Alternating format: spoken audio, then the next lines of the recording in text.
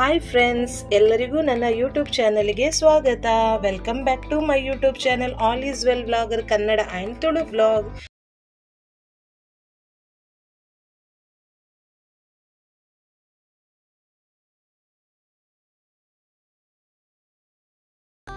Friends, ಇಲ್ಲಿ ಏನು ನೋಡ್ತಾ ಇದ್ದೀರಾ ನೋಡಿ, ಇದು ಗೌರಿಕಾಯಿ ಅಂತಾನೂ ಹೇಳ್ತಾರೆ, ಹಾಗೆ ಇದನ್ನು ಜವಳಿಕಾಯಿ ಅಂತಾನೂ ಹೇಳ್ತಾರೆ. ಸೊ ಇದನ್ನು ಇವತ್ತು ಯೂಸ್ ಮಾಡ್ಕೊಂಡು ಇವತ್ತಿನ ಒಂದು ಒಳ್ಳೆ ರೆಸಿಪಿನ ನಿಮ್ಮ ಜೊತೆ ಶೇರ್ ಮಾಡ್ತೀನಿ. ಇದು ಉತ್ತರ ಕರ್ನಾಟಕದಲ್ಲಿ ತುಂಬಾ ಜಾಸ್ತಿ ಫೇಮಸ್ ಆಗಿರೋ ಈ ಗೌರಿಕಾಯಿನ ನಾನು ಇಲ್ಲಿ ಇವಾಗ ಯೂಸ್ ಮಾಡಿಕೊಂಡು ಇವತ್ತಿನ ರೆಸಿಪಿನ ಸ್ಟಾರ್ಟ್ ಮಾಡುವ. ಮೊದಲಿಗೆ ನಾನು ಗೌರಿಕಾಯಿನ ನೋಡಿ ಇಷ್ಟು ಉದ್ದಗೆ ಕಟ್ ಮಾಡಿ ಕ್ಲೀನ್ ಮಾಡಿ ತಗೊಂಡಿಟ್ಟಿದ್ದೀನಿ. ಹಾಗೆ ಸ್ಟವ್ ಮೇಲೆ ಒಂದು ಬಾಣಲೆ ಇಟ್ಕೊಂಡಿದ್ದೀನಿ. ಇದು ಇವಾಗ ಬಾಣಲೆ ಬಿಸಿಯಾಗಿದೆ. ಇದಕ್ಕೆ ಇವಾಗ ಸ್ವಲ್ಪ ಕುಕ್ಕಿಂಗ್ ಆಯಿಲ್ ಹಾಕ್ತೀನಿ. ಒಂದು 3 ಸ್ಪೂನ್ ಆಗುವಷ್ಟು ಕುಕ್ಕಿಂಗ್ ಆಯಿಲ್ ಅನ್ನು ತಗೊಂಡಿದ್ದೀನಿ. ನಾನು ಕಡಲೆ ಎಣ್ಣೆಯನ್ನೇ ಯೂಸ್ ಮಾಡ್ಕೊಂಡಿದ್ದೀನಿ. ಸ್ವಲ್ಪ ಇವಾಗ ಬಿಸಿ ಆಗ್ಲಿ. ಇವಾಗ ಬಿಸಿ ಆಗ್ತಾ ಬಂದಿದೆ. ಈಗ ಇದಕ್ಕೆ ನಾನಿಲ್ಲಿ 1 ಸ್ಪೂನ್ ಜೀರಿಗೆ ಹಾಕೊಂಡೆ. ಮೀಡಿಯಂ ಸ್ಪೂನ್ ಅಲ್ಲಿ 1 ಸ್ಪೂನ್ ಜೀರಿಗೆ ಹಾಕಿದ ತಕ್ಷಣ ಇದಕ್ಕೆ ನಾನು ಅರ್ಧ ಕಪ್ ಪೀನಟ್ ಅನ್ನು ನಾನಿವತ್ತು ಹಾಕೊಳ್ತಾ ಇದ್ದೀನಿ. ಈ ರೆಸಿಪಿ ನೀವು ಕೂಡ ಒಂದ್ಸಲ ಮನೆಯಲ್ಲಿ ಟ್ರೈ ಮಾಡಿ. ತುಂಬಾನೇ ಟೇಸ್ಟಿ ಆಗಿರೋ ರೆಸಿಪಿ ಇದು. ಸೊ ಇದು ಚಪಾತಿ ಜೊತೆ ಅಂತೂ ತುಂಬಾನೇ ಒಳ್ಳೆ ಕಾಂಬಿನೇಷನ್ ಅಂತಾನೆ ಹೇಳ್ಬಹುದು. ಸೊ ಇದನ್ನು ಸ್ವಲ್ಪ ಹೊತ್ತು ಫ್ರೈ ಮಾಡ್ಕೊಳ್ಳುವ. ಇದು ನೋಡಿ, ಕಡಲೆ ಇವಾಗ ಸ್ವಲ್ಪ ಫ್ರೈ ಆಗ್ತಾ ಬರುವಾಗಲೇ ಇದಕ್ಕೆ ಒಂದು ಪಿಂಚ್ ಆಫ್ ಮೆಂತಿ ಕಾಳನ್ನು ಹಾಕ್ತಾ ಇದ್ದೀನಿ. ಅದರ ಜೊತೆ ಬೆಳ್ಳುಳ್ಳಿ ಎಸಳನ್ನು ನೋಡಿ, ಅದರ ಸಿಪ್ಪೆ ಎಲ್ಲ ತೆಗೆದಿದ್ದೀನಿ, ಅದನ್ನು ಹಾಕ್ಕೊಂಡೆ. ಹಾಗೆ ಗ್ಯಾಸುರಿನ ಆದಷ್ಟು ಲೋ ಫ್ಲೇಮಲ್ಲಿಡಿ. ಇವಾಗ ಇದಕ್ಕೆ ನಾನು ಒಂದು 10 ಮೆಣಸಿನಕಾಯಿಯನ್ನು ಹಾಕೊಂಡಿದ್ದೀನಿ. ಅದರ ಜೊತೆ ಒಂದು ಸಣ್ಣ ಶುಂಠಿ ಕೂಡ ಹಾಕ್ಕೊಳ್ತಾ ಇದ್ದೀನಿ.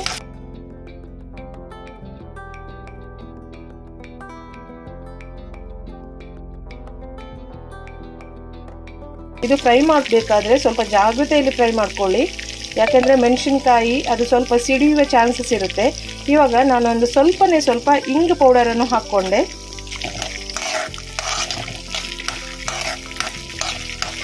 ಇದಿಷ್ಟು ಫ್ರೈ ಆಗಿರೋದು ಸಾಕು. ಚೆನ್ನಾಗಿ ಆದ್ಮೇಲೆ ಇದನ್ನು ತರಿಯಾಗಿ ರುಬ್ಕೊಂಡು ತರ್ತೀನಿ.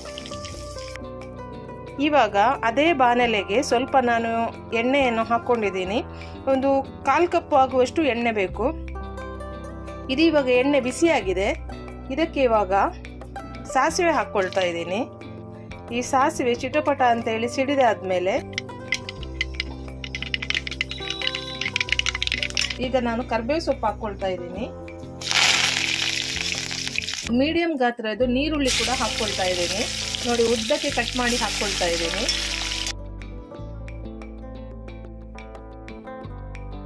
ಈ ಟೈಮಲ್ಲಿ ಒಂದು ನೋಡಿ ಇಷ್ಟೇ ಸಣ್ಣ ಗಾತ್ರದ್ದು ಇಷ್ಟೇ ಬೆಲ್ಲ ಹಾಕ್ಕೊಳ್ತಾ ಇದ್ದೀನಿ.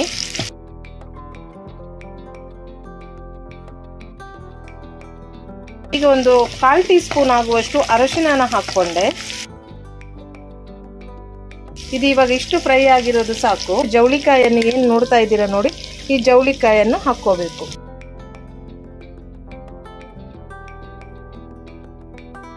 ಇದು ಚೆನ್ನಾಗಿ ಎಣ್ಣೆಯಲ್ಲಿ ಮಿಕ್ಸ್ ಆಗಬೇಕು. ನೀವು ಕೇಳ್ಬಹುದು, ಇದು ಯಾಕೆ ನೀವು ಇಷ್ಟಿಷ್ಟು ಉದ್ದಗೆ ಇಷ್ಟಿಷ್ಟು ದಪ್ಪಗೆ ಕಟ್ ಮಾಡಿದ್ದೀರಾ ಅಂತೇಳಿ. ಇದು ಈ ರೆಸಿಪಿಗೆ ಈ ಥರನೇ ಕಟ್ ಮಾಡಿಕೊಂಡ್ರೆ ರೆಸಿಪಿ ಚೆನ್ನಾಗಿ ಬರುವುದು. ನಿಮಗೇನೆ ಗೊತ್ತಾಗುತ್ತೆ ನೋಡಿಬೇಕಿದ್ರೆ. ಸಣ್ಣದಾಗಿ ಕಟ್ ಮಾಡಿಕೊಂಡ್ರೆ ಅದು ಚೆನ್ನಾಗಿ ಬರಲ್ಲ. ಅದು ಒಂಥರ ಯಾವ ಥರ ಆಗುತ್ತೆ ಅಂತ ಹೇಳಿದ್ರೆ, ನಾರ್ಮಲ್ ಆಗಿ ಬೀನ್ಸ್ ಪಲ್ಯ ಹಾಗೆ ಅಲಸಂಡೆ ಪಲ್ಯ ಎಲ್ಲ ನಾವು ತಿಂತೀವಲ್ವಾ, ಆ ಥರನೇ ಆಗುತ್ತೆ. ಜವಳಿಕಾಯಿ ಪಲ್ಯ ಅಂತೇಳಿ ಅನಿಸೋದೇ ಇಲ್ಲ ನಮಗೆ. ಸೊ ಈ ಥರ ಕಟ್ ಮಾಡಿದರೆ ತುಂಬ ಚೆನ್ನಾಗಿರುತ್ತೆ. ಇದನ್ನು ಕಂಪ್ಲೀಟಾಗಿ ಎಣ್ಣೆಯಲ್ಲಿ ಫ್ರೈ ಮಾಡ್ಕೋಬೇಕು. ಈ ಜವಳಿಕಾಯಿಯನ್ನು ಎಣ್ಣೆಯಲ್ಲಿ ಯಾಕೆ ಫ್ರೈ ಮಾಡಬೇಕು ಗೊತ್ತಾ? ಜವಳಿಕಾಯಿ ಸ್ವಲ್ಪ ಕಹಿ ಬರುತ್ತೆ, ಅದಕ್ಕೋಸ್ಕರ ನಾನು ಎಣ್ಣೆಯಲ್ಲಿ ಫ್ರೈ ಮಾಡ್ಕೊಳ್ತಾ ಇದ್ದೀನಿ.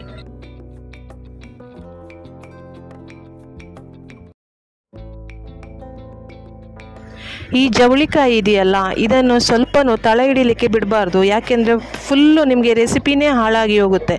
ಅದಕ್ಕೋಸ್ಕರ ಆವಾಗ ಇದಕ್ಕೆ ಸೌಟನ್ನು ಹಾಕ್ತಾ ಇರಬೇಕು.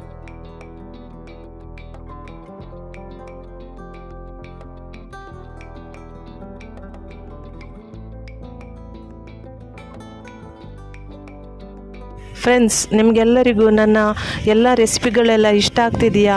ರೀಸೆಂಟಾಗಿ ಕರ್ಜಿಕಾಯಿ ಹಾಗೆ ಕಾಯಿ ಹೋಳಿಗೆ ಒಬ್ಬಟ್ಟು ಎಲ್ಲ ಮಾಡಿದ್ದೆ. ಸೊ ನಿಮಗೆಲ್ಲರಿಗೂ ಇಷ್ಟ ಆಯಿತಾ? ಇಷ್ಟ ಆಗಿದ್ದರೆ ನನಗೆ ಒಂದು ಕಮೆಂಟ್ ಮೂಲಕ ಹೇಳಿ ಆಯಿತಾ? ಹಾಗೆ ನನ್ನ ಚಾನಲ್ ಇನ್ನು ಯಾರು ಸಬ್ಸ್ಕ್ರೈಬ್ ಮಾಡಿಲ್ಲ ನೋಡಿ, ಪ್ಲೀಸ್ ಎಲ್ಲರೂ ಸಬ್ಸ್ಕ್ರೈಬ್ ಮಾಡಿ.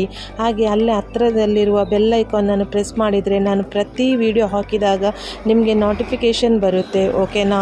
ಹಾಗೆ ನನ್ನನ್ನು ಇನ್ನೂ ಯಾರು ಇನ್ಸ್ಟಾ ಹಾಗೆ ಫೇಸ್ಬುಕ್ ಐಡಿಯಲ್ಲಿ ಫಾಲೋ ಮಾಡ್ತಿಲ್ಲ ನೋಡಿ, ಪ್ಲೀಸ್ ಇಲ್ಲೇ ನಂದು ವಿಡಿಯೋ ಕೆಳಗಡೆ ಡಿಸ್ಪ್ಲೇಯಲ್ಲಿ ಬರ್ತಾ ಇರುತ್ತೆ ನಂದು ಇನ್ಸ್ಟಾ ಹಾಗೆ ಫೇಸ್ಬುಕ್ ಅಕೌಂಟ್.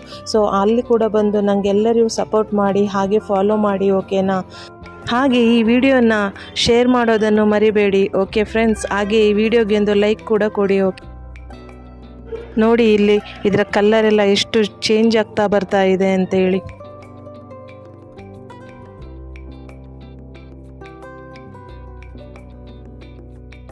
ನೋಡಿ ಫ್ರೆಂಡ್ಸ್, ಇಷ್ಟು ತರಿತರಿಯಾಗಿ ನಾವು ರುಬ್ಕೊಂಡು ಬಂದರೆ ಸಾಕು. ಅಂದರೆ ಜಾಸ್ತಿ ನಾವು ಇದನ್ನು ರುಬ್ಬೋ ಹಾಗಿಲ್ಲ.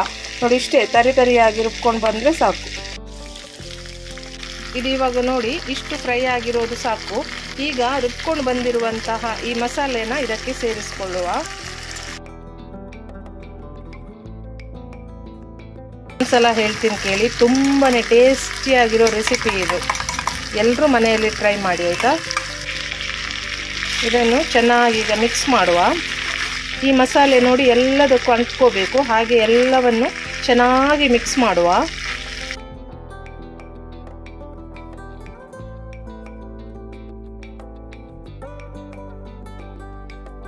ಇವಾಗ ಸ್ವಲ್ಪ ನೀರನ್ನು ನಾನು ಆ್ಯಡ್ ಮಾಡಿಕೊಂಡೆ.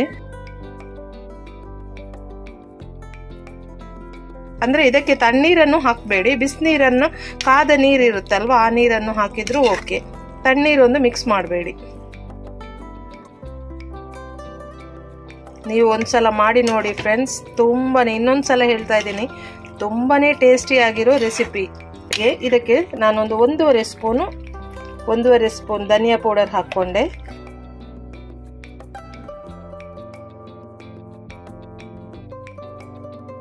ಈಗ ಸ್ವಲ್ಪ ನೀರನ್ನು ಆ್ಯಡ್ ಮಾಡ್ಕೊಳ್ತೀನಿ. ಅಂದರೆ ಇದು ಬೇಯಬೇಕು ಸ್ವಲ್ಪ ಹೊತ್ತು, ಒಂದು 10 ನಿಮಿಷ ಬೇಯಬೇಕು ಅಷ್ಟೇ, ಸಾಕು.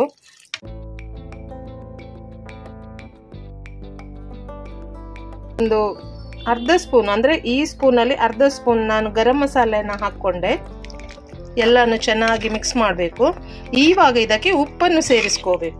ರುಚಿಗೆ ಎಷ್ಟು ಬೇಕು ಉಪ್ಪು, ಅಷ್ಟು ಉಪ್ಪನ್ನು ಇವಾಗ ಸೇರಿಸ್ಕೋಬೇಕು.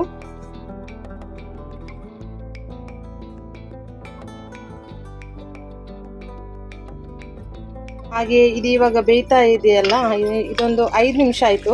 5 ನಿಮಿಷ ಬೆಂದಾದ್ಮೇಲೆ ನೋಡಿ ಮುಚ್ಚಳ ತೆಗಿತಾ ಇದೆ. ನೋಡಿ ಎಷ್ಟು ಚೆನ್ನಾಗಿ ಬೆಂದಿದೆ ನೋಡಿ. ಆಹಾ, ಈ ಮಸಾಲೆ ಎಲ್ಲ ಎಷ್ಟು ಒಳ್ಳೆ ಘಮ ಬರ್ತಾ ಇದೆ ಗೊತ್ತಾ? ಫುಲ್ಲು ಚಂದ ಬೆಂದಿದೆ ನೋಡಿ.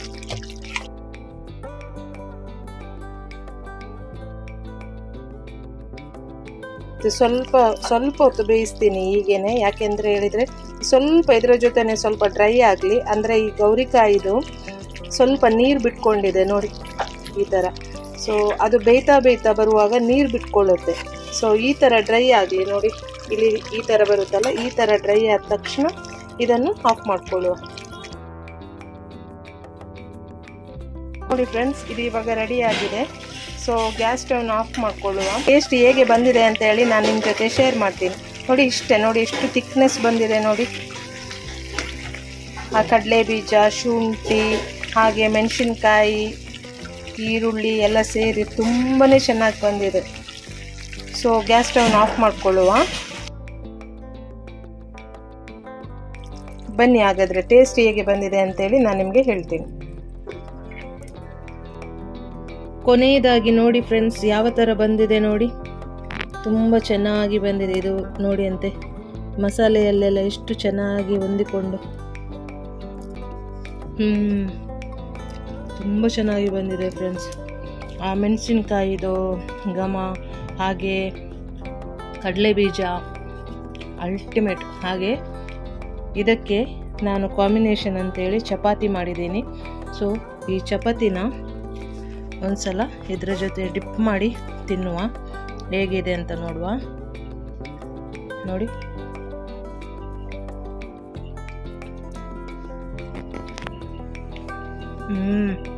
ತುಂಬ ಚೆನ್ನಾಗಿ ಬಂದಿದೆ.